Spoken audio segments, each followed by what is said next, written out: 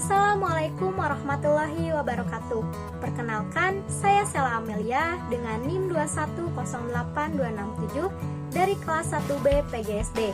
Di sini saya akan mereview perkuliahan Psikologi Pendidikan dan Bimbingan dari pertemuan ke-9 hingga pertemuan ke-14. Selamat menyaksikan.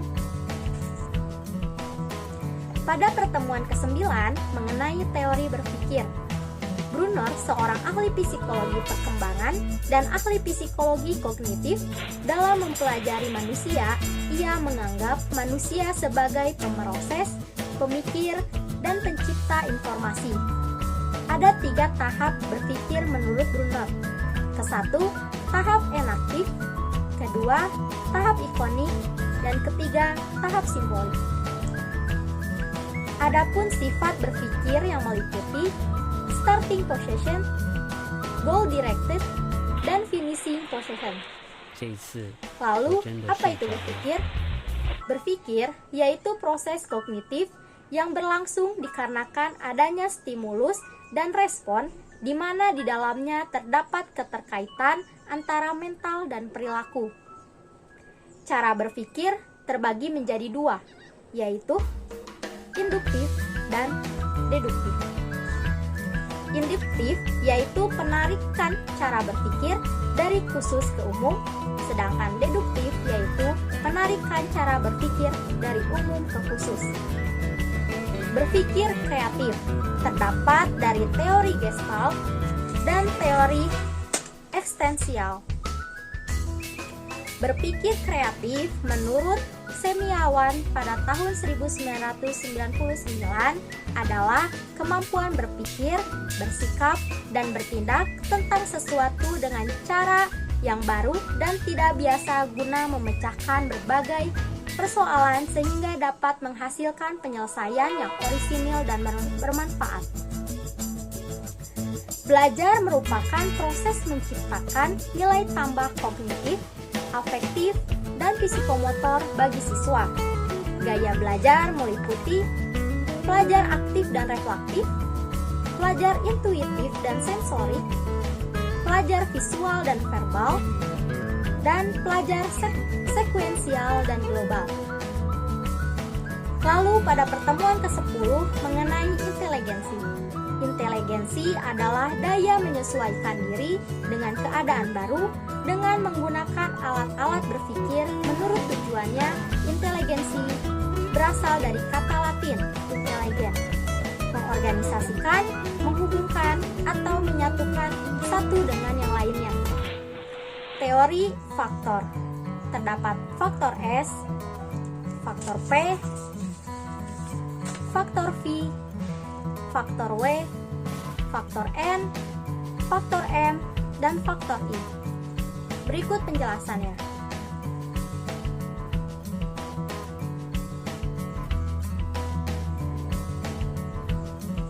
Lalu ada teori proses. Terdapat proses sensori, coding, ingatan, dan remembering. Klasifikasi IQ. Terdapat very superior, superior, bright normal, average, dual normal, borderline, mental defective. Adapun kemampuan mengingat meliputi memasukkan, menyimpan, mengeluarkan kembali. Kelupaan pada seseorang terjadi karena materi yang disimpan dalam ingatan tidak sering ditimbulkan kembali dalam alam kesadaran, sehingga akhirnya manusia mengalami kelupaan. Lalu pada pertemuan ke-11 yaitu motivasi belajar. Motivasi belajar merupakan daya penggerak psikis dari dalam diri seseorang untuk dapat melakukan kegiatan belajar dan menambah keterampilan dan pengalaman. Motivasi mendorong dan mengarah minat belajar untuk mencapai tujuan belajar. Siswa akan bersungguh-sungguh belajar karena termotivasi mencari prestasi dan untuk memecahkan masalah. Motivasi dijelaskan dengan mengkoordinasikan ketiga prinsip, yaitu suatu perilaku tertentu akan menghasilkan hasil tertentu. Kedua, hasil tersebut mempunyai nilai positif baginya. Ketiga, hasil tersebut dengan usaha yang dilakukan seseorang. Terdapat dua macam jenis motivasi. Motivasi ekstrinsik. Kedua, motivasi intrinsik. Terdapat hierarki kebutuhan Maslow. Seperti ini. Lalu teori kebutuhan. Kebutuhan untuk memperoleh kompetensi, kebutuhan berprestasi. Pada pertemuan ke-12 membahas mengenai kreativitas. Teori kreativitas menurut para ahli.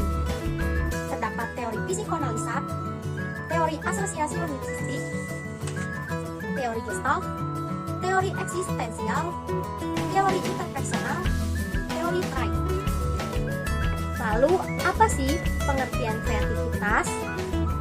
Kreativitas adalah kemampuan berpikir, bersikap, dan bertindak tentang sesuatu dengan cara yang baru dan tidak bisa guna memecahkan berbagai persoalan sehingga dapat menghasilkan penyelesaian yang orisinil dan bermanfaat.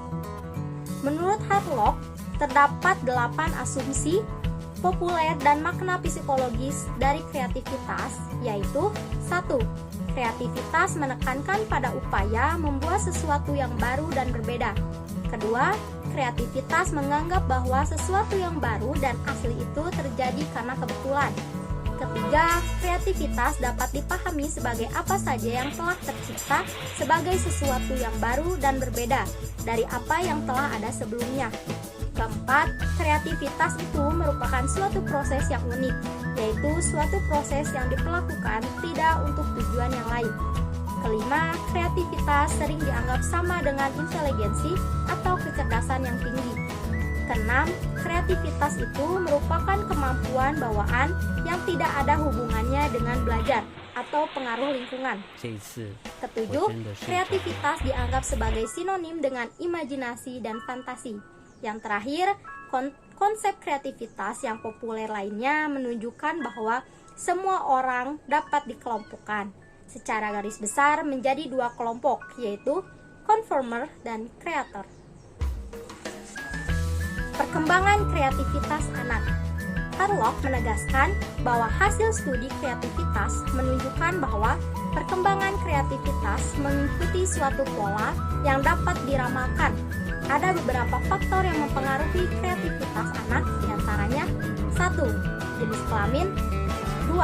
Status sosioekonomi, 3. Posisi urutan kelahiran, 4. Ukuran besar anggota keluarga, kelima, anak-anak di lingkungan kota cenderung kreatif daripada anak-anak yang di desa, keenam, inteligensi. Cara belajar yang efektif untuk anak usia dini adalah bermain dengan menggunakan permainan yang beragam. Para ahli PAUD menentukan bahwa bermain merupakan faktor penting dalam kegiatan pembelajaran dan esensi bermain harus menjadi jiwa dari setiap kegiatan pembelajaran anak usia dini. Terdapat ciri-ciri belajar anak usia dini, yaitu 1. Anak belajar melalui bermain. 2. Anak belajar dengan cara membangun pengetahuannya. Ketiga, anak belajar secara ilmiah. Dan keempat, pembelajaran oleh anak mempertimbangkan seluruh aspek perkembangan.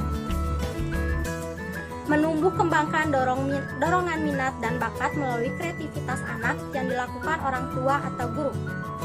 Seperti ini.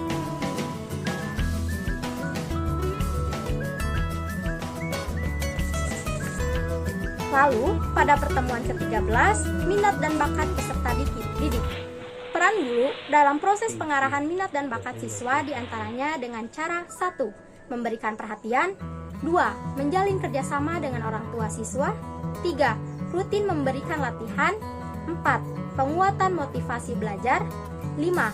Mendukung kegiatan ekstrakurikuler, dan yang terakhir, melakukan evaluasi.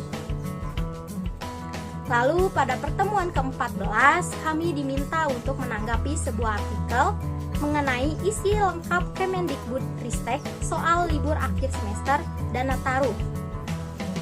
Tanggapan pribadi saya mengenai kebijakan Nataru tersebut Saya setuju, karena pemerintah melakukan hal ini juga untuk kebaikan bersama, agar kasus virus COVID-19 tidak lagi melonjak tinggi. Karena seperti yang kita tahu, jika kasus COVID-19 melonjak tinggi, akan memperburuk semua sektor, termasuk sektor pendidikan. Pelaksanaan pelajaran tatap muka yang kini sudah mulai berjalan mungkin akan berhenti dikarenakan kasus COVID-19 melonjak lagi.